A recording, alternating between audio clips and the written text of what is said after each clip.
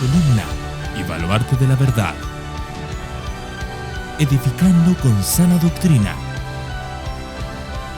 a la Iglesia de Cristo.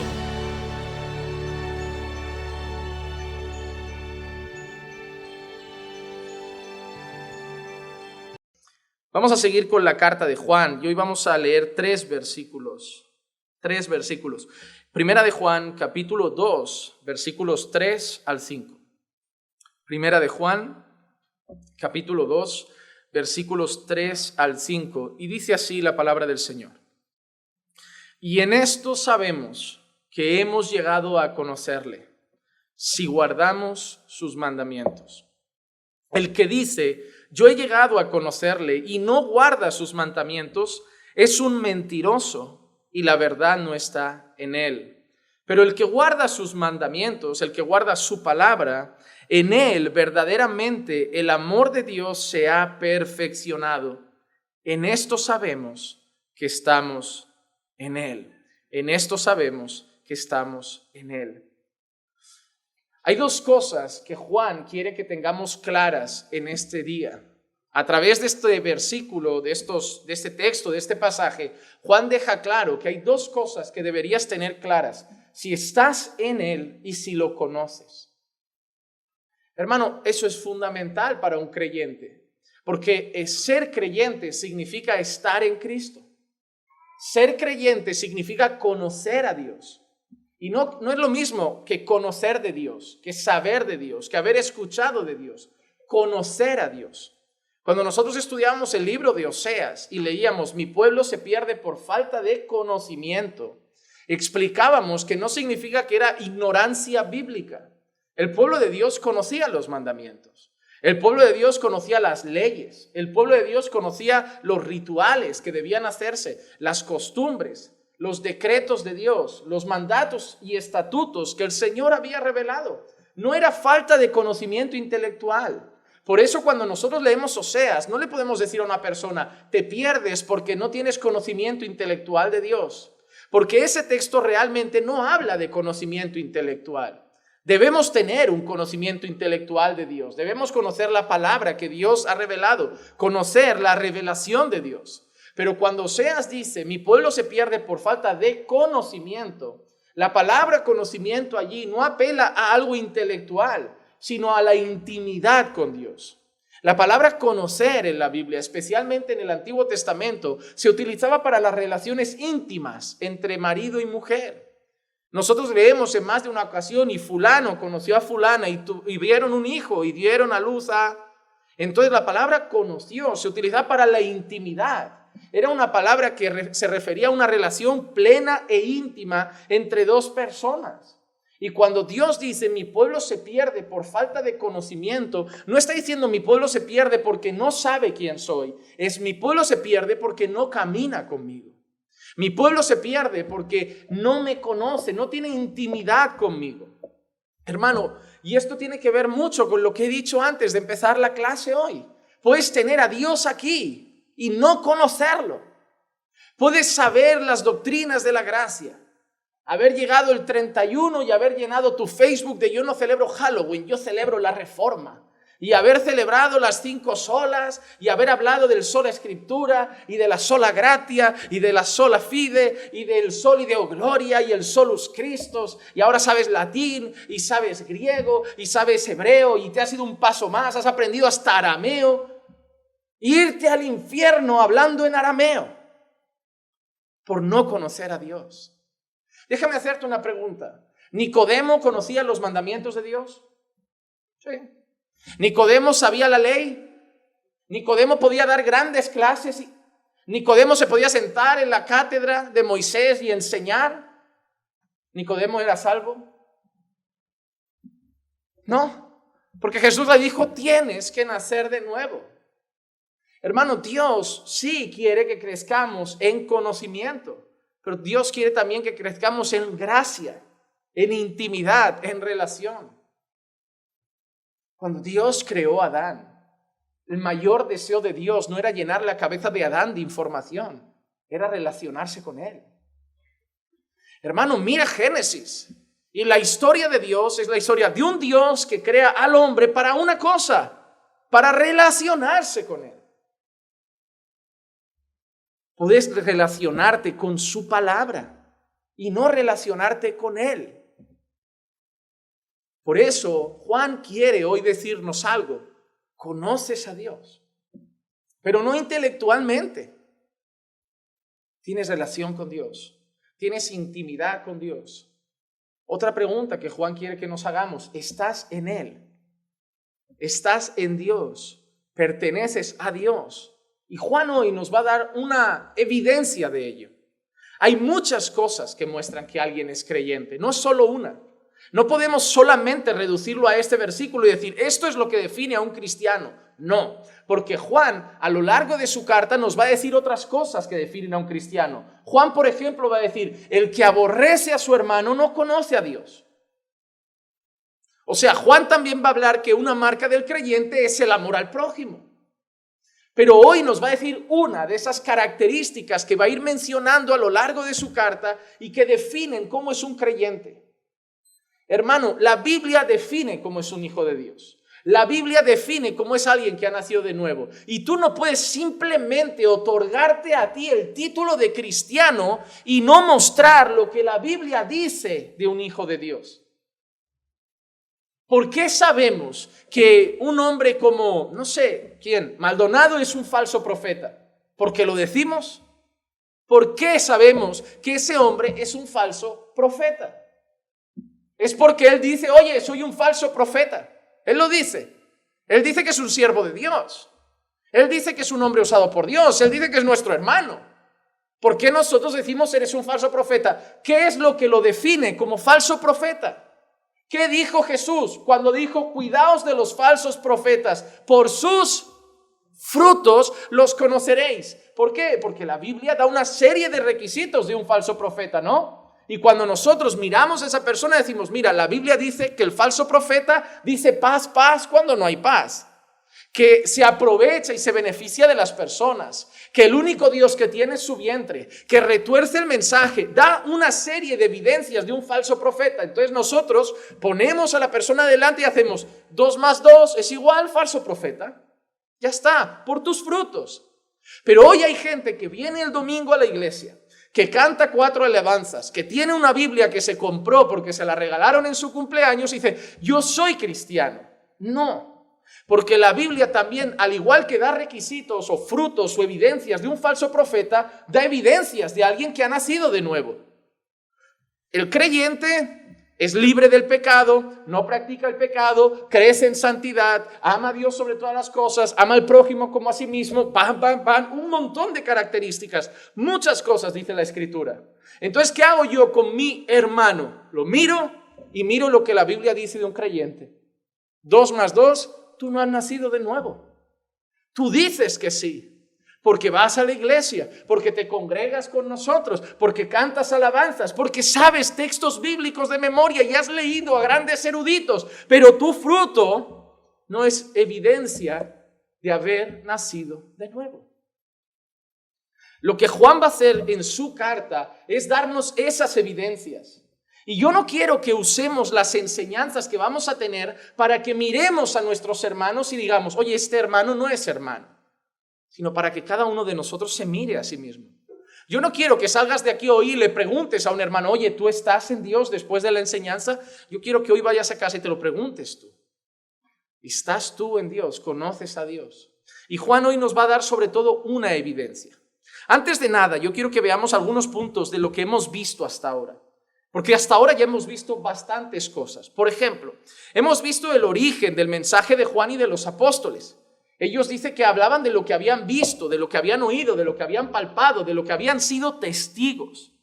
Luego Juan nos había hablado de la importancia de tener comunión con Dios en la verdad. Que sin esa verdad no podía haber comunión con Dios. Que nuestra comunión dependía de nuestra comunión con la verdad. Juan también había dado evidencias de que Jesús era Dios, es Dios, de la deidad de Cristo. Juan también había dicho que Dios es luz y por lo tanto su pueblo no debe andar en tinieblas. Juan también había dicho que somos falsos cristianos si andamos en tinieblas. Esa ya era una de las evidencias. Si nosotros decimos que estamos en la luz, pero andamos en tinieblas, mentimos. Juan también había hablado de la confesión de pecados y el perdón que recibíamos entonces en Cristo.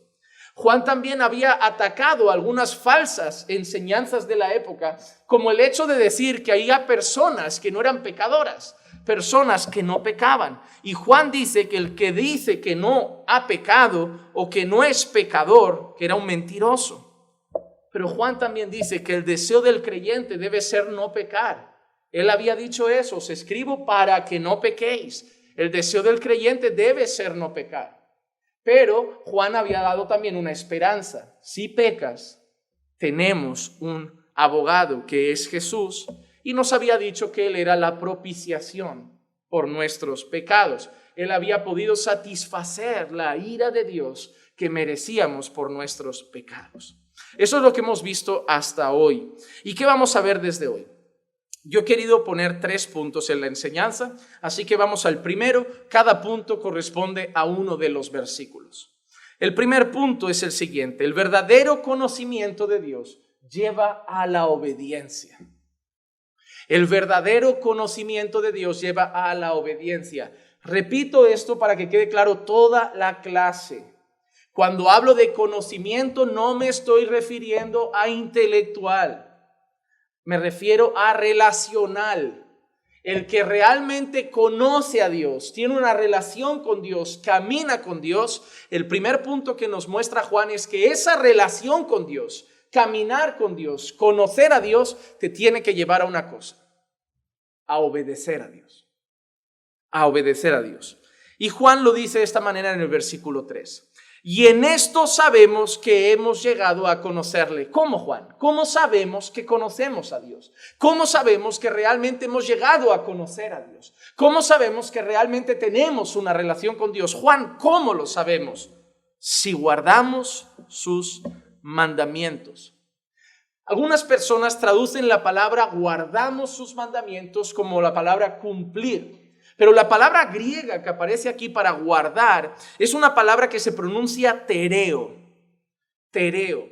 Y esa palabra griega, tereo, lo que representa no es cumplir realmente, sino que guardar aquí, esa palabra representa custodiar, proteger, no quitarle el ojo a algo. Nosotros cuando hablamos de guardar, ¿qué hacemos? Guardar un tesoro, guardar mis joyas, guardar mi dinero. Es ponerlo bajo custodia, es ponerlo bajo protección, es vigilarlo. Y esa es la palabra que utiliza aquí el apóstol Juan. Sabemos que nosotros conocemos a Dios si custodiamos sus mandamientos, si los guardamos, si no les quitamos ojo. Es decir, si estamos atentos a los mandamientos de Dios. En el sentido de que les prestamos atención, de que les hacemos caso, y obviamente se traduce en la práctica. Que los mandamientos de Dios para nosotros no son letras escritas en un papel, sino nuestro estilo de vida. Conocemos a Dios cuando el estilo de vida que Dios ha definido en su palabra es importante para nosotros y lo ponemos por obra. Para el mundo, los mandamientos de Dios son una cárcel. Para el mundo, los mandamientos de Dios son una carga. Para el mundo, los mandamientos de Dios son frenos para su felicidad. Cuando muchas personas escuchan la palabra mandamiento, solo escuchan no. ¿Sí o no? Nosotros éramos así. Porque cuando nosotros recibimos leyes de nuestros padres, normas de nuestros padres, solo los vemos como que opresores, nos quieren limitar la felicidad. Si mi padre venía y me decía: Juan Manuel, te dejo salir, pero hasta las 8. Es como si mi padre me diera ese mandamiento: no saldrás más de las 8, así dice Juan. Era más o menos así como sonaba en mi cabeza. Pero yo, como todo adolescente, veía eso como como una privación de mi libertad. ¿Y si yo quiero salir a las 9? ¿Y si yo quiero salir hasta las 10? ¿Y si yo quiero venir a las 3 de la mañana? Mi padre es un cascarrabias, es un antiguo, me quiere estropear mi adolescencia, me quiere estropear mi juventud. Yo, por ser rebelde, veía la norma de mi padre no como una protección de lo que me podía pasar en la calle a las 11, no como una protección de lo que me podía pasar en la calle a la 1 de la madrugada, lo veía como algo malo contra mí. Era como mi padre no me quiere, me pone normas para verme infeliz. Pero la realidad es que mi padre no me ponía esa norma para no verme feliz. Mi padre me ponía esa norma para protegerme. Porque yo no era maduro, yo no me sabía defender, por las noches pasaban cosas peligrosas, él no estaba para protegerme y cuidarme, y por lo tanto quería que a una hora prudente estuviera en casa. Cuando tú le preguntas a un corazón rebelde, a un impío, a un mundano sobre los mandamientos de Dios, él solo ve eso, solo ve no matarás, no dirás falso testimonio, no tomarás el nombre del Señor en vano, no cometerás adulterio, no codiciarás la mujer de tu prójimo, la casa de tu prójimo. Y solo vemos no. Y muchos creyentes viven una religión basada en el no. Le preguntas, oye, ¿quieres ir a bailar bachata esta noche a tal sitio? No puedo, soy cristiano. No, lo primero que entra es el no puedo. Me han puesto un límite. No dice no quiero, No dice no me apetece. No dice no me gusta. Dice no puedo. Es decir, Dios no me deja. Me encantaría ir a bailar rumba esta noche contigo, pero que Dios me ha puesto un no. No me conviene, no me deja Dios. Oye, vamos a pegarnos una buena fiesta como la de antes, unos buenos tragos. No puedo, soy cristiano. Es como que dice, ganas no me faltan, pero se va a ver mal, tengo la barrera que me ha puesto Dios. El Señor, cuando dice que no quiere que te embriagues, no es para privarte de felicidad. Es porque Dios sabe todo lo que la embriaguez trae, todos los males que ocasiona. ¿Cuántos de nosotros venimos de una cultura dada al alcohol, donde los padres se embriagan regularmente? Te dejan en casa mientras los esperas y llegan y no comen y tú te quedas sin comer. Se gastan dinero que pueden invertir en tus hijos en el alcohol con los amigos. Llegan y discuten con la mujer porque vienen calientes del alcohol. Y si no, hacen alguna perrería por la calle. Somos de la cultura de que el padre, en vez de echar la tarde con la familia, la echa con los colegas en el bar. Queremos alcohol cuando venimos la mayoría de nosotros de casas donde vemos los estragos de eso. No, pero yo controlo, ¿no? Por eso Dios pone límites, porque Dios sabe precisamente que nuestra tendencia es tirarnos por el precipicio. Y Dios pone límites para protegernos, pero el mundano no lo ve así, el mundano ve prohibiciones. Entonces, ¿cuál es una evidencia de que nosotros conocemos a Dios? De que nosotros ahora miramos los mandamientos de Dios de otra manera.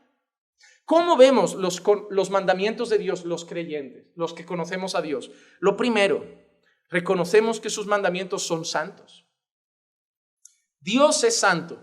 ¿Y cómo es todo lo que sale de él? Hermano, ¿tú sabías que hasta la ira de Dios es santa? ¿Tú sabías que todo lo que hace alguien santo es santo? Cuando nosotros los creyentes, cuando estábamos en el mundo y éramos corruptos, todo lo que hacíamos era corrupto, sucio. Por eso la Biblia dice que hasta nuestras buenas obras son trapos de inmundicia. ¿Por qué? Si son buenas obras, ¿cómo pueden ser trapos de inmundicia? Porque tú estás sucio, entonces estás haciendo cosas buenas sucias. Estás haciendo cosas buenas sucias. Es como si yo le doy a mi sobrina pequeña un trapo lleno de grasa de motor de coche y le digo, limpia los cristales. ¿Cómo van a quedar los cristales? Van a quedar fatal. ¿Por qué? Pero si los está limpiando. ¿Pero cómo está el trapo? Por mucho que le dé más y más con el trapo, por mucho que se esfuerce, va a quedar sucio. ¿Por qué? Porque la obra es buena, pero el trapo está sucio.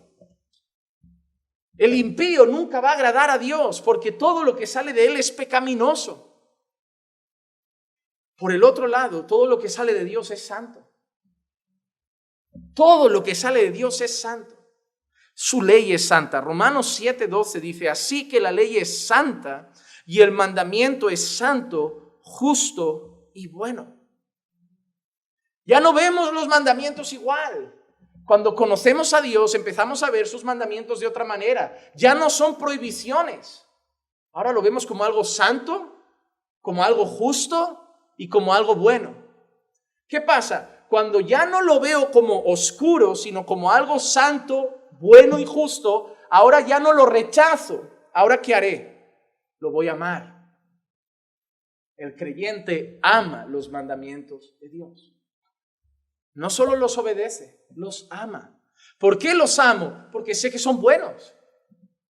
¿Por qué amo la ley de Dios? Porque sé que es buena. Antes pensaba que era un tropiezo. Antes pensaba que era una prisión. Antes pensaba eso, pero ahora entiendo que es buena, es santa, es justa, es perfecta y la amo. Y ojalá todo el mundo entendiera que la ley de Dios es buena y la amara, porque el mundo sería totalmente diferente. El creyente ama la ley de Dios. Mira lo que dice el Salmo 119, el verso 97 al 103. ¿Cuánto amo tu ley? Eso es del corazón de un creyente. ¿Cuánto amo tu ley? Pero mira qué expresiones usa. Todo el día es ella a mí. Yo no puedo amar lo que no leo, no puedo amar lo que no conozco. ¿Cómo voy a amar la ley de Dios si no medito en ella? Pero la amo porque todo el día es ella a mí. Empiezo a leer los mandamientos de Dios y digo, wow, es que Dios es perfecto. Wow, es que Dios sí sabe lo que nos conviene. Wow, es que Dios sabe. Wow, si yo viviera así, mi matrimonio sería perfecto. Si yo fuera ese marido, mi matrimonio sería perfecto. Si mis hijos fueran así, si mi esposa fuera así, si me portara así en el trabajo, todo sería perfecto porque Dios lo ha hecho perfecto. Cuánto amo tu ley. Todo el día es ella mi meditación. Tus mandamientos me hacen más sabio que mis enemigos porque son míos para siempre. Tengo más discernimiento que todos mis maestros porque tus testimonios son mi meditación. Él tiene maestros que le enseñan la ley, pero él ama la ley. Hermano, puedes enseñar la ley y no amar la ley. Puedes enseñar la palabra y no amar la palabra. Puedes enseñar de Dios y no amar a Dios. Hermano, déjame darte una noticia terrible que la iglesia debe saber. Hay púlpitos donde hay personas que hablan muy bien de Dios, pero no son creyentes. Y eso es evidente en todas las religiones. En todas las religiones hay gente que simplemente pertenece al colectivo, pero no cree realmente en aquello que él enseña. Hay gente que simplemente expresa un discurso. Hay gente que está aquí simplemente porque alimenta el ego. ¿Tú crees que tener a un grupo de 20 personas alrededor tuyo mientras tú hablas y la gente, wow, qué maestro, wow, qué profundidad, que no infla el ego eso? ¿Tú crees que no? Míralos cómo andan detrás de mí y mis enseñanzas. Yo soy el gran maestro. A donde yo voy se reúnen a mi alrededor para escuchar mi cátedra. Pero no sabemos si conoce esa persona a Dios. Hermanos, Pablo en una ocasión dice, unos predican por envidia, otros para aumentar dolor a mis prisiones y a mis penas. Pablo sabía que había gente predicando el evangelio con motivaciones completamente equivocadas. Se puede ser un maestro y no conocer a Dios. ¿Quiénes eran los principales maestros de la ley en los tiempos de Jesús? ¿Quiénes eran? Los fariseos. ¿Conocían a Dios? Para Jesús eran hijos del diablo. Para Jesús no eran de Dios, pero eran maestros. Hermano, hay gente que son maestros, pero no ama la palabra, simplemente la lee. Piensa en un actor. ¿Un actor qué haces? Tú le das un guión, ¿verdad? ¿Y qué tiene que hacer? Interpretarlo. Pero no solo recitarlo. ¿Qué hace? Coge el sentido del personaje, el tono y lo interpreta. Grita, hace así. Hermano, aquí puedes tener actores que le dicen, este es tu guión. Y tu deber es que esa gente brinque, salte, llore, se emocione y haga esto. Vale, me aprendo el guión. Y además soy elocuente, hago un curso de oratoria o tengo capacidad para hablar en público y sé meterme a la gente en el bolsillo. Yo valgo para esto. Pero puede ser que no conozcas a Dios. que no ames su palabra. Hermano, empieza a ver a Dios como alguien con quien te tienes que relacionar y no como algo que tienes que conocer en un libro solamente. Este hombre amaba a Dios y amaba su ley. Mira qué dice: entiendo más que los ancianos, porque tus preceptos he guardado. De todo mal camino he refrenado mis pies para guardar tu palabra. No me he desviado de tus ordenanzas, porque tú me has enseñado. Cuán dulces son a mi paladar tus palabras, más que la miel a mi boca. Él habla de que los ha guardado, de que los ha obedecido, de que los ha cumplido. ¿Qué lo ha hecho más sabio que los ancianos? ¿Qué lo ha hecho más sabio que los maestros? No lo que tiene en la cabeza, sino su amor por la palabra. Ha amado la palabra, ha meditado la palabra, ha obedecido la palabra, ha atesorado la palabra, y eso le ha dado sabiduría. Hermano, no confundas inteligencia con sabiduría. El inteligente tiene conceptos en la cabeza, el sabio los pone por obra. Sabio no es el que más sabe, sino el que más hace. Hay gente inteligente y necia. Y hay gente que apenas fue a la escuela y sabia, porque la sabiduría se traduce en conducta, en saber conducirme en esta vida para la gloria de Dios, conforme a la voluntad de Dios. Eso me hace sabio, aunque no sea muy inteligente, porque no soy muy inteligente, pero la inteligencia que Dios me ha dado, la capacidad que Dios me ha dado, la invierto en conocerle y obedecerle, y eso me hace sabio. El salmista era sabio, no porque sabía, porque tenía maestros que sabían a lo mejor más que él, pero él meditaba, él amaba, él atesoraba. El Salmo 1, los 2 primeros versos, dice: cuán bienaventurado es el hombre que no anda en el consejo de los impíos, ni se detiene en el camino de los pecadores, ni se sienta en la silla de los escarnecedores, sino que en la ley del Señor está su deleite, y en su ley medita de día y de noche. En su ley está el deleite, su deleite está en la ley de Dios. ¿Y qué le lleva deleitarse en la ley? Meditar en ella de día y de noche. No sé, pero el salmo que hemos leído antes decía exactamente lo mismo: cuánto amo tu ley, todo el día es ella a mí. El otro te ha dicho lo mismo. Tu ley es un deleite para mí, medito en ella de día y es lo mismo que todo el día.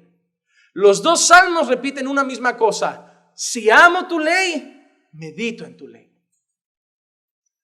Hermano, el creyente no ve los mandamientos como algo pesado. El creyente ve los mandamientos como un deleite. Quiero conocer tu palabra, amar tu palabra, meditar en tu palabra. ¿Cómo sabemos que lo hemos llegado a conocer? Si guardamos sus mandamientos.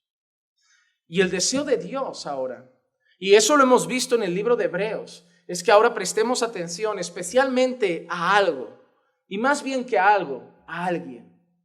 El Padre ahora quiere que escuchemos al Hijo.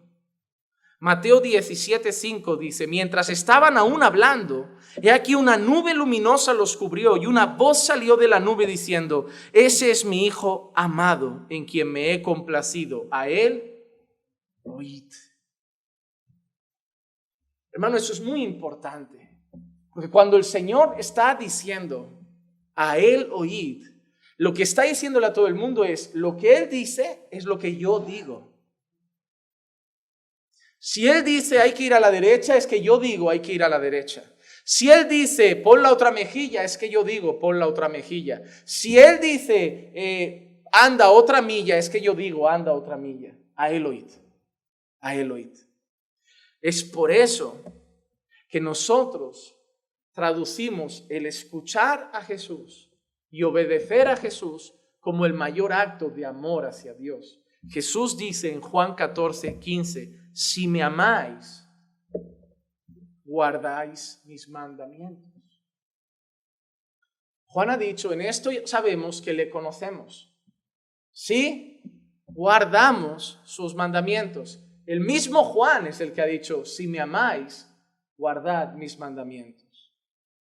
El Señor lo ve de esta manera. Si yo veo que no amas mi palabra, si yo veo que no meditas en mi palabra y sobre todo, si yo veo que no guardas mi palabra, que no pones por obra mi palabra, yo solo veo una cosa. Tú no me conoces. Tú no me amas. Tú no me amas. Si tu esposa ve que le gritas, que la engañas, que la traicionas, aunque tú le digas al mundo entero en Facebook y en las redes, mi esposa, mi regalo más precioso de Dios, tu esposa te va a decir una cosa: tú no me amas. Tú no me amas. Hermano, hay muchas personas que cuando yo digo esto me contestan así: tú no eres quien para juzgar mi relación con Dios. Es que yo no la juzgo, la juzga la palabra. Debes entender algo.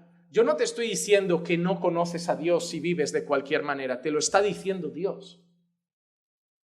No te lo digo yo, te lo dice Él. Dios ha dicho en su palabra que si no guardas sus mandamientos, tú no le amas. Pero yo sí lo amo, pero no lo consigo. No lo amas. Pero yo sí lo amo, pero no lo amas. Es como el maltratador que le dice a su mujer después de pegarle otra vez: yo te amo, pero es que no me freno. No, tú no me amas. Tú con tu boca dices algo, pero lo que muestras con tu fruto es otra cosa. Y lo que vale no es lo que dices, es lo que haces. Yo puedo decirte 1000 cosas, pero lo que muestran mis frutos es lo que realmente soy. Tú puedes decir que amas a Dios, escribirle un poema, llenar tus redes sociales y tus estados de WhatsApp de cosas espirituales. Pero Dios dice que si no guardas sus mandamientos, no lo amas. Y si no lo amas, no lo conoces. Y si no lo conoces, no eres salvo. No eres salvo. Entonces, una de las pruebas de que conocemos a Dios es que guardamos su palabra. Ya no solo somos oidores, sino somos hacedores. Santiago capítulo 1, versículo 22 al 25. Sed hacedores de la palabra y no solamente oidores que se engañan. Mira qué hacen los oidores solos. Los que solo escuchan, pero luego no practican. ¿Qué dice Santiago? Se engañan a sí mismos. Él cree que es creyente. Él cree que es un hijo de Dios. Él cree que ha nacido de nuevo, pero él se engaña a sí mismo. Él cree que es pastor, él cree que es un buen marido, él cree que es un buen padre, pero se engaña a sí mismo. ¿Y por qué se engaña a sí mismo? Porque él no hace. Él no practica. Él cree que es un buen marido, pero no ama a su esposa como Cristo amó a la iglesia y que se dio a sí mismo por ella para santificarla. Ella cree que es una buena esposa, pero se engaña a sí misma. ¿Por qué? Porque ella no se somete a su marido como al Señor y lo respeta. Él cree que es un buen hijo, pero se engaña. ¿Por qué? Porque no honra a sus padres en todo. Él cree que es creyente, pero se engaña. ¿Por qué? Porque practica el pecado, porque vive dando la espalda a los mandamientos de Dios. Pero hoy se han levantado unas iglesias que han traído un mensaje diabólico que le dice a las personas: Dios te acepta tal y como eres. Dios solo mira el corazón. No, hermano. En esto sabemos que le conocemos, si guardamos sus mandamientos.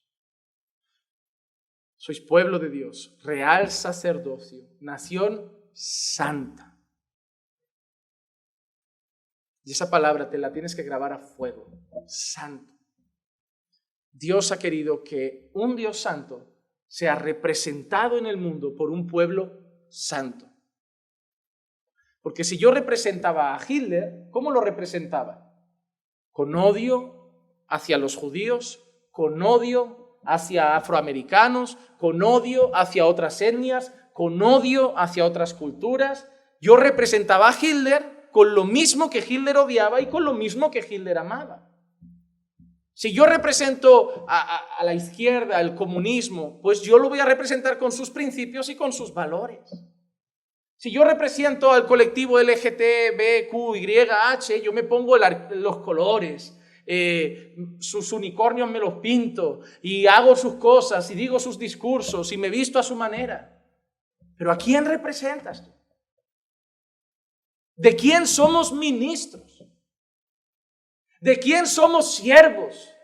¿De quién somos hijos? ¿De quién somos pueblo? No es de Hitler. No es ni de la derecha, ni de la izquierda, ni del comunismo, ni del fascismo. No es de una ideología, ni de un presidente, ni de un partido político. Representamos a Dios y Él es santo. Entonces yo haré todo lo que esté en mi mano para mostrar al mundo la santidad de Dios o un reflejo de ella en mi vida. Y esa es la evidencia de que yo lo conozco. Guardando sus mandamientos que son santos, puros y buenos. Si alguno es oidor de la palabra y no hacedor, es semejante a un hombre que mira su rostro natural en un espejo, pues después de mirarse a sí mismo e irse, inmediatamente se olvida de qué clase de persona es. Pero el que mira atentamente a la ley perfecta, la ley de la libertad, y permanece en ella, no habiéndose vuelto un oidor olvidadizo, sino un hacedor eficaz, ese será bienaventurado en lo que hace. El que mira la ley perfecta, la ley de la libertad, y la pone ¿qué será? Bienaventurado. ¿Recuerdan el Salmo 1? ¿Qué le pasaba a aquel hombre en que en la ley estaba su delicia, que meditaba en la ley de día y de noche? ¿Qué le pasaba al final? Que será como árbol plantado junto a corrientes de agua, que da su fruto a su tiempo, su hoja no cae y todo lo que hace será bienaventurado. El Salmo lo dice de una manera, Santiago lo dice de otra. La realidad es que si ponemos por obra la palabra de Dios, seremos dichosos. No seremos infelices como algunos que viven la religión como si fuera la carga más pesada. Como, tengo que ser santo porque ya sabes, para llegar al cielo es lo que toca. 80 años de tortura aquí sin poder pegarme una buena borrachera, pero al menos, bueno, me espera el cielo. No, hermano. Si tu corazón lo anhela, eso es muy mala señal. ¿Saben cuándo me di cuenta que Dios me libró de la pornografía? Cuando mi corazón ya no lo anhelaba. Cuando veía la pornografía como algo tan asqueroso, tan nauseabundo. Cuando veía la pornografía como algo que me producía arcadas. Cuando entendí todo el comercio, la mafia, el abuso a menores, la inmoralidad, la lascivia, dejé de ver la pornografía como algo que me traía placer y empecé a ver la pornografía como algo que me producía asco. A mí me pasó, por ejemplo, también con el tabaco. Yo me levantaba fumándome un cigarro. Salía por las noches y yo me encendía uno con otro, ni usaba mechero. Me metía en el coche cigarro y después de un café cigarro y antes de dormir cigarro, hasta en el baño cigarro. Y ahora pasa alguien fumando cerca de mí, hermano, y me produce como una arcada. Con el olor de la marihuana me pasa ahora lo mismo. Yo la he fumado y ahora huelo marihuana y es como... Yo he estado en charlas de amigos, de pasar una muchacha y, mira qué tía. Y ahora ver esos grupos y ver cómo se le van los ojos, me da vergüenza. Siento vergüenza ajena. Y eso me alegra. Porque no voy por los cristales deseando mi vida pasada. Es más, miro mi vida pasada y no entiendo cómo le vi gozo. Y esa es la prueba de que Dios ha hecho algo en tu vida. Hermano, el nacido de nuevo no es alguien que va como un perro detrás de un hueso y Dios tira del collar para que no se escape. El nacido de nuevo ama a Dios. Y ahora ve los mandamientos de Dios como algo bueno y dice, ¿cómo puede ser que yo me haya gozado con esas cosas? Y ahora cuando cuentas tus batallas del pasado porque le compartes tu testimonio a alguien, ya no lo haces riéndote como hacíamos esto, no, como... Mira, yo hacía esto, yo hacía aquello, y qué vergüenza. Conocí al Señor con 18 o con 19, qué pena. Ojalá lo hubiera conocido con 12, ojalá lo hubiera conocido con 13. ¿Qué años tirados a la basura? Ah, no, disfrutaste a tope tu juventud. No, la malgasté. Ojalá hubiera conocido al Señor con 12 para tener la energía de un adolescente y servirle con todo y estar en las calles. He perdido muchas horas. Cuando hay personas que te encuentran ahora con 30, 33 años y te dicen, oye, frena, ¿por qué darle tanto al Señor? ¿Por qué? Ya he perdido mucho. Ya le he dado demasiado al mundo. Hay años que le debo al Señor ya. Le tengo que dar las horas perdidas. Lo que no entiendo es cómo tú no le estás dando nada. Porque al mundo se lo dábamos todo. Conocemos a Dios y guardamos sus mandamientos. Segundo punto. Madre mía, queda un cuarto de hora. 3 cuartos de hora para el primer punto, 1 cuarto de hora para los 2 que quedan. Soy un desastre. Segundo punto, hermanos, es rápido esta parte, porque el fundamento era el primero. Este segundo va unido. Un falso cristianismo sin santificación, lo he titulado. El versículo 4, Juan dice así.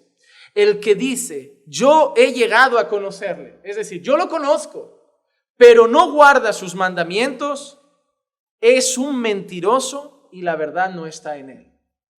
Hermano, me cae bien Juan. Yo creo que mi madre no me puso Juan Manuel por casualidad. Yo creo en la providencia de Dios. Porque todo Juan que encuentro en la Biblia, digo, nos damos un aire. Juan Bautista tampoco se quedaba para atrás. Raza de víboras. ¿Quién nos ha enseñado a huir de la ira venidera? Me cae bien, Juan. Ahí voy a las cartas del apóstol Juan y digo, no, este será el del amor, este será el suave. Como alguno me venga diciendo que conoce a Dios y viva como un mundano, es un falso, mentiroso, hipócrita. Oh, Juanito. Tela, con los Juanes. Tela. Ponle Juan a tu hijo, hermano.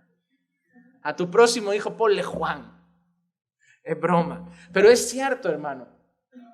Supongo que si Juan estuviera hoy y tuviera Facebook, la gente le comentaría, no juzgues, ¿quién eres tú para llamar mentiroso a alguien? Juan es claro. Juan lo ve así de simple. Juan ve la matemática bíblica de Juan es esta. Vivo como un mundano, igual soy mundano. Vivo como un cristiano, igual soy cristiano. Sencillo. Sencillo. Vivo como un mundano, pero yo creo que soy cristiano, soy un mentiroso. Así de simple. Es así de sencillo. A Juan no le importa lo que tú dices ser. A Juan no le importa lo que tú piensas que eres. A Juan le importa lo que vives. Y Juan dice, tú dices que lo conoces. Tú dices que has nacido de nuevo, pero yo veo tu vida, tú eres un mentiroso. No lo digo yo, lo dice Juan. ¿Y por qué Juan dice eso? Porque es imposible que practiques el pecado, que no guardes sus mandamientos, que no vivas en obediencia y que lo conozcas. Porque ese fruto no es el del renacido, ese fruto es del impío. Por ejemplo, el no obedecer, no guardar los mandamientos, te voy a decir de quién es típico. Número 1. Es la marca de nuestro viejo hombre.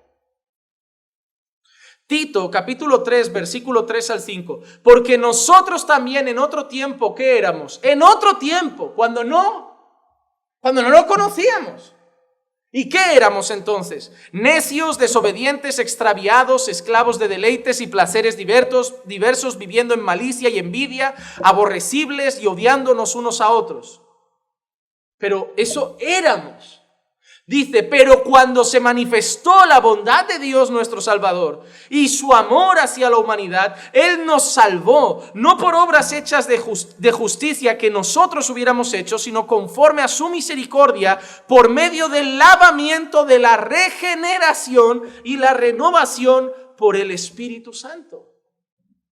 Lo que Juan está diciendo es que no puedes decirme que sigues siendo necio, sigues siendo esclavo de los placeres y decir que lo conoces, porque eso éramos antes de ser salvos. El no guardar los mandamientos también es una marca no solo del falso cristiano, no solo del impío, del falso maestro. Tito 1:16, profesan conocer a Dios, pero con sus hechos lo niegan. Dicen, yo soy un siervo de Dios, yo conozco a Dios, pero su fruto dice lo contrario, siendo abominables y desobedientes e inútiles para cualquier obra buena. Judas 1:4 dice, pues algunos hombres se han infiltrado encubiertamente, los cuales desde mucho antes estaban marcados para esta condenación, impíos que convierten la gracia de nuestro Señor en libertinaje y niegan a nuestro único soberano Señor Jesucristo. Esos falsos maestros convierten la gracia de Dios son los que te dicen que Dios solo quiere el corazón. Son los que predican la gracia de una manera que la vuelven libertinaje. No, somos salvos por gracia, no por obras, ¿cierto? No hay nada que tú puedas hacer para salvarte, ¿cierto?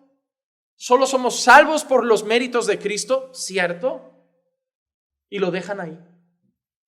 Entonces da a entender que, ok, entonces pase lo que pase, es pura gracia. Perfecto, sigo igual. Pero la Biblia también dice que sin santidad nadie verá al Señor. Pero la Biblia también dice que que no es por obras, es por gracia y no por obras, para que nadie se gloríe de ello. Pero luego también dice para buenas obras, las cuales Dios preparó de antemano para que anduviésemos en ella. Es decir, las obras están, no como fuente de salvación, como consecuencia. Si Dios te ha salvado por gracia, se va a ver en tus obras. La gracia que salva transforma. La gracia que salva santifica. Pero han venido impíos, falsos maestros que han convertido la gracia en libertinaje. Profesan conocer a Dios, pero con sus hechos lo niegan. Y al final, ¿qué pesa? ¿Lo que profesan o sus hechos? Sus hechos. La desobediencia a los mandamientos también es la marca del falso cristiano. No solo del impío que éramos, no solo del falso maestro, sino del falso cristiano, porque también hay falsos cristianos. Cuidado. ¿Cuál es la diferencia entre el impío y el falso cristiano? Que el impío lo sabe que lo es. El impío está ahí fuera. El impío no viene a la iglesia, el impío no viene a cantar alabanzas, el impío no viene el martes al culto, el impío no viene el domingo por la mañana a la iglesia, el impío está de resaca el domingo. Eso es el impío. ¿Qué es el falso cristiano? Es el impío que juega a ser cristiano. Es el impío que el domingo viene a la iglesia, que el martes y el jueves puede ir al estudio, que sabe alabanzas de memoria y hasta queda con hermanos. Pero él no lo es. Hay falsos cristianos y eso no lo he inventado yo. Eso lo dijo Pablo en una ocasión también. Porque cuando Pablo en una ocasión habla de los peligros del ministerio, de prisiones, de naufragios y de todo, Pablo hay una cosa que añade. Dice, y peligro de falsos hermanos. ¿Sabían que una de las cosas que para Pablo fue un peligro en el ministerio fue la gente que decía ser hermano de él? ¿Saben qué me da miedo a mí en el ministerio?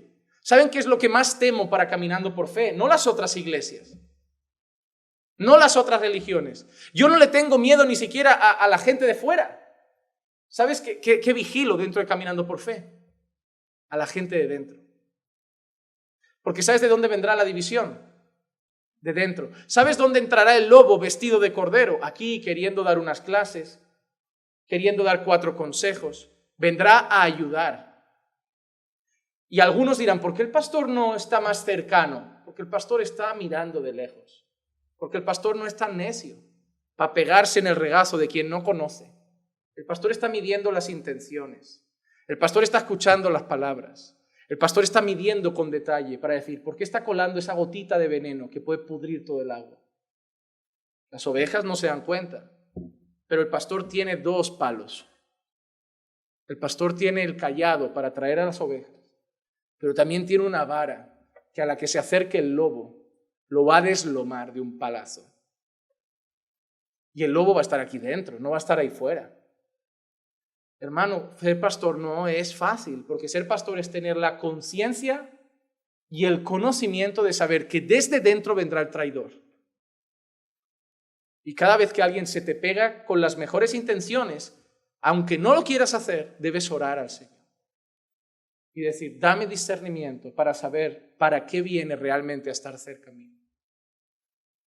Porque ahora todo va bien en la iglesia. Es el mejor momento para que nos relajemos como diciendo, todo va bien. No, ahora nunca debemos bajar la guardia. Ahora más debemos orar. Porque entre más gente, más se pasa desapercibido. Entre grupos pequeños se ve todo más. En grupos grandes hay que estar muy atento. Hay falsos creyentes. Y lo debes saber. Lucas 6:46, ¿por qué me llamáis Señor, Señor, y no hacéis lo que yo digo? O Mateo 7:22-23, muchos me dirán en aquel día, Señor, Señor, ¿no profetizamos en tu nombre y en tu nombre echamos fuera demonios y en tu nombre hicimos muchos milagros? Y entonces les declararé, jamás os conocí, apartaos de mí los que practicáis la iniquidad. Le llamaban Señor, pero practicaban es una manera de decir que practicaban decían Señor, pero sus frutos eran de impíos. Por eso Juan dice, la marca de que conoces a Dios es que vives como Dios quiere, es que guardas sus mandamientos. Pero si tú dices que lo conoces, pero sigues viviendo con tu novio en fornicación, tú eres un mentiroso. Pero si tú dices que lo conoces y sigues robando, eres un mentiroso. Pero si tú dices que lo conoces y sigues haciendo trampas legales, eres un mentiroso.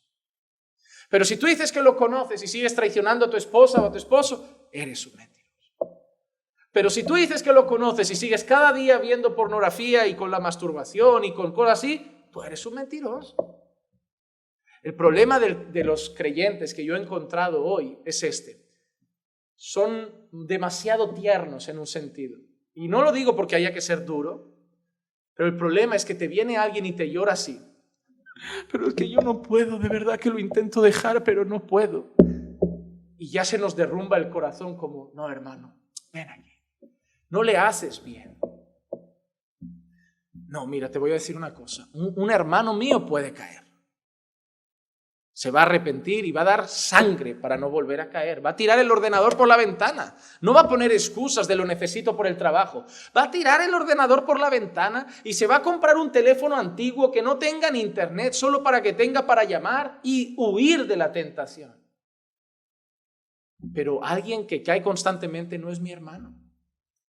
Pero tú no eres quien para juzgarlo. No, la Biblia dice que el que practica el pecado es del diablo. No lo digo yo, lo dice la Escritura. El problema es que hoy citas la Escritura y te llaman radical. Te dicen que te falta amor. Digo, no me falta. Precisamente lo amo, tú no lo amas, porque tú le estás haciendo sentir cómodo así. Le estás haciendo sentir salvo, en vez de decirle arrepiéntete, corre a Cristo.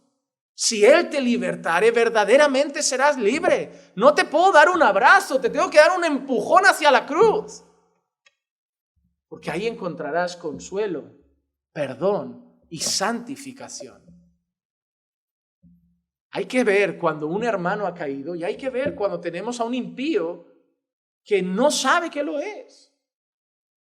Yo escuché a Miguel Núñez una vez decir una frase que realmente es chocante. Dice, peor que no ser cristiano es no serlo y creer que se es. Eso es peor. Es estar convencido que vas al cielo cuando vas para abajo. Por eso necesitamos predicación fiel en los púlpitos. Aquí hay personas que han venido aquí siendo diáconos de iglesias y que después de estar 6 meses en esta iglesia, a mí me han venido a decir al despacho, ya no sé ni si soy cristiano. Gente que ha venido a esta iglesia y me ha dicho, ya no sé si soy creyente. Dudo de mi salvación. Y es bueno. Es bueno, porque yo solo les pregunto algo, pero ¿ha sido algo que yo he dicho o es la predicación? No, es la palabra. Entonces es bueno. Dios te ama tanto que te está confrontando porque allí te ibas a perder bien cómodo. Pero está doliendo, eso es buena señal. Dios está trayendo ese dolor. Dios está trayendo ese quebranto. No estás queriendo salir corriendo, estás queriendo ser confrontado un día más. Dios está obrando, eso es buena señal. Pero la realidad es esa, hermano. El no conocer a Dios lleva a la desobediencia a Dios. Por eso dice, si lo conocemos, guardamos sus mandamientos. El que dice que lo conoce y no los guarda, es un mentiroso. Oseas 4:6, lo hemos estudiado. Mi pueblo es destruido por falta de conocimiento. Por cuanto tú has rechazado el conocimiento, yo también te rechazaré para que no seas mi sacerdote. Como has olvidado la ley de tu Dios, yo también me olvidaré de tus hijos. Hermanos, recuerdan Oseas, que por cierto termina este domingo. ¿No tienen ganas? Yo tengo muchas ganas, no de que acabe, sino de ver el último mensaje de Oseas. Y tengo muchas ganas de empezar la serie de la iglesia. La estoy preparando a conciencia en casa, hermano. Ya llevo 4 mensajes listos. No sé para cuánto dará esa serie, pero ya llevo 4. Estoy emocionado. Pero hemos visto en Oseas que el pueblo había caído en idolatría, ¿verdad? Se había mezclado con culturas paganas, había dado la espalda al Señor, se había prostituido, estaba yéndose detrás de los ídolos, pecando contra el Señor, y todo es por falta de conocimiento. Mi pueblo está haciendo todo eso por falta de conocimiento. Es decir, como no me conocen, están pecando. Y eso es exactamente lo que ha dicho Juan. Si me conoces, guardas mi palabra. Si no me conoces, no la guardas y vivirás pecando. Por lo tanto, Juan dice, el que dice que lo conoce y vive pecando, miente.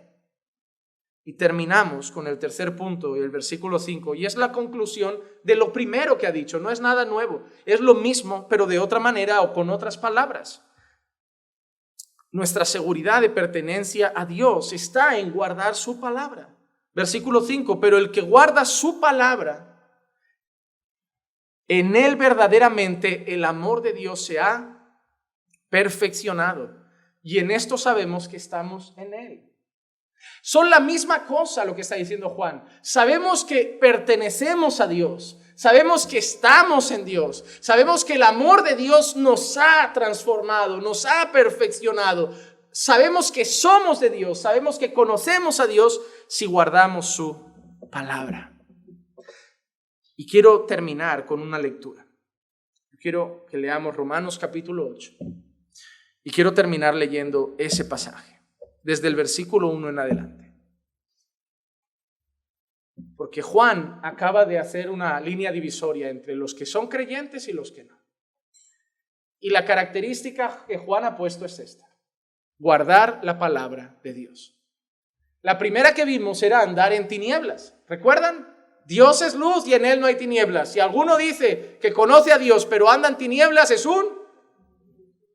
Primera característica de Juan. Juan va a hacer una columna, toda la carta, 2 columnas. Creyentes y no creyentes. La primera cosa que ha dicho es: el creyente anda en la luz y el no creyente anda en tinieblas. Segunda cosa que ha dicho Juan: el creyente guarda la palabra de Dios y el no creyente no la guarda. Y si alguno hace lo del otro, pero afirma ser otra cosa, miente. Romanos 8 nos describe la vida del creyente. Y quiero que lo leamos rápido. Por consiguiente, no hay ahora condenación para los que están en Cristo Jesús. Esa frase se la sabe mucha gente de memoria. Y yo escucho a muchos predicadores citarla. Hermano, qué gloriosa noticia. Ninguna condenación hay para los que están en Cristo Jesús. Pero eso es medio versículo. Hermano, ¿es verdad eso? Sí, es verdad. Si estás en Cristo no hay condenación.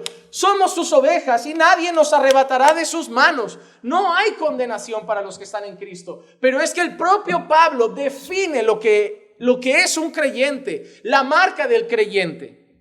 Los que no andan conforme a la carne, sino conforme al Espíritu. Hermanos, te lo traduzco de otra forma. Si andas conforme a la carne, pero dices que no hay condenación para ti porque estás en Cristo, eres un mentiroso. Porque el que no va a ser condenado, el que está en Cristo y el que está libre de toda condenación, es el que ahora ya no anda conforme a la carne, sino que anda conforme al Espíritu. Porque la ley del Espíritu de vida en Cristo Jesús te ha libertado de la ley del pecado y de la muerte. Conocer a Dios, que ha traído libertad del pecado y de la muerte. No solo de la muerte, libertad también ¿de qué? De la ley del pecado. Ya no somos esclavos, pues lo que la ley no pudo hacer, ya que era débil por causa de la carne, Dios lo hizo enviando a su propio Hijo en semejanza de carne de pecado, y como ofrenda por el pecado condenó el pecado en la carne para que el requisito de la ley se cumpliera en nosotros. Y vuelve a decir, ¿quiénes son nosotros? ¿Quiénes son nosotros? ¿Quiénes son nosotros? Los creyentes, ¿verdad? Pablo está hablando a creyentes y ahora se incluye para que nosotros. ¿Y qué dice de nosotros? Que no andamos conforme a la carne, sino conforme al... Otra vez lo repite. Pues porque la mente puesta en la carne es muerte, pero la mente puesta en el espíritu es vida y paz. Ya que la mente puesta en la carne es enemiga de Dios, ¿por qué? El que está en la carne piensa en las cosas de la carne y no puede sujetarse a la ley de Dios, no puede hacerlo. No puede. Cuando te encuentras esa persona que te dice, yo quiero obedecer a Dios, pero no puedo. ¿Dónde está? ¿En la carne o en el espíritu? Me estás diciendo que estás esclavizado. ¿Cómo me vas a decir que eres creyente? Entonces estamos predicando ¿qué evangelio a la gente? Me encuentro al drogadito en la calle y le digo, vengo a predicarte a un Cristo que te salva, pero te dije esclavo. No predicamos eso, ¿no? No, te predico a un Cristo que es tu Salvador y va a ser tu libertador. Te va a librar del pecado. Te va a librar de la esclavitud. Esa es la verdad. Sin embargo, vosotros no estáis en la carne, sino en Él. ¿Vosotros quiénes son? Los creyentes. Otra vez, carne, espíritu, carne, espíritu. Pero mira qué dice. Si en verdad el Espíritu de Dios habita en vosotros, pero si alguno no tiene el Espíritu de Cristo, el tal no es de Él. Y si Cristo está en vosotros, aunque el cuerpo esté muerto a causa del pecado, sin embargo el Espíritu está vivo a causa de la justicia. Pero si el Espíritu de aquel que resucitó a Jesús de entre los muertos habita en vosotros, el mismo que resucitó a Jesús de entre los muertos, también dará vida a vuestros cuerpos mortales por medio de su Espíritu que habita en vosotros. Así que, hermanos, ¿qué son los hermanos? Creyentes.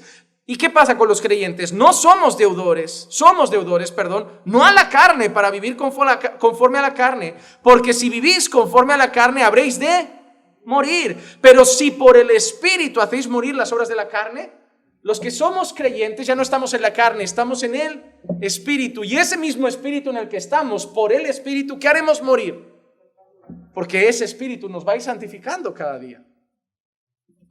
Si por el Espíritu hacéis morir las obras de la carne, viviréis, porque todos los que son guiados por el Espíritu de Dios, esos son hijos de Dios. No los que son guiados por la carne, los que son guiados por el Espíritu de Dios. Pues no habéis recibido un espíritu de esclavitud para volver otra vez al temor, sino que habéis recibido un espíritu de adopción como hijos, por el cual clamamos, Abba Padre. El Espíritu mismo da testimonio a nuestro espíritu de que somos hijos de Dios, y si hijos también herederos de Dios y coherederos con Cristo, si en verdad padecemos con Él, a fin de que seamos glorificados con Él. Hermano, ve hoy a casa y pregúntate si conoces a Dios. Y la mejor manera de saberlo es analiza tu vida.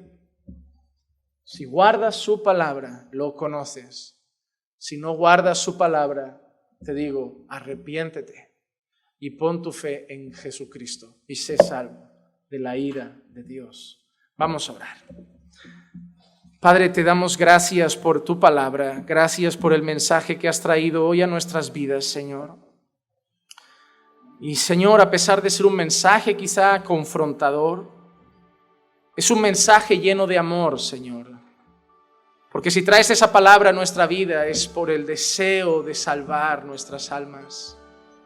Si hay alguien aquí que no te conoce, Señor, que hoy sea confrontado con la realidad y que corra arrepentido a buscarte y lo puedas hacer nacer de nuevo, para que ya no viva más en la carne, sino en el Espíritu. Aquellos que te conocemos, Señor, que atesoremos esta verdad en nuestra vida y recordemos la importancia de guardar tu palabra, pues también sabemos que no lo hacemos de una forma perfecta, pero estamos siendo perfeccionados por ti. Así que, Padre, guíanos a la obediencia, llévanos al crecimiento espiritual, llévanos a la santificación. Cada día más, haznos más y más como Jesús. Y ayúdanos a mortificar día tras día nuestra carne. Ayúdanos, Señor, a ponernos hoy ante el espejo y muestra nuestra realidad. Déjanos ver quiénes somos. Déjanos ver cómo estamos contigo. Y llévanos, Señor, a Cristo como nuestra única fuente de esperanza fe y salvación. Gracias, Padre, por tu palabra hoy. Gracias, Padre, por tu amor. Gracias por tu paciencia. Y te pedimos todo esto, Señor, en el nombre de Jesús. Amén, amén y amén.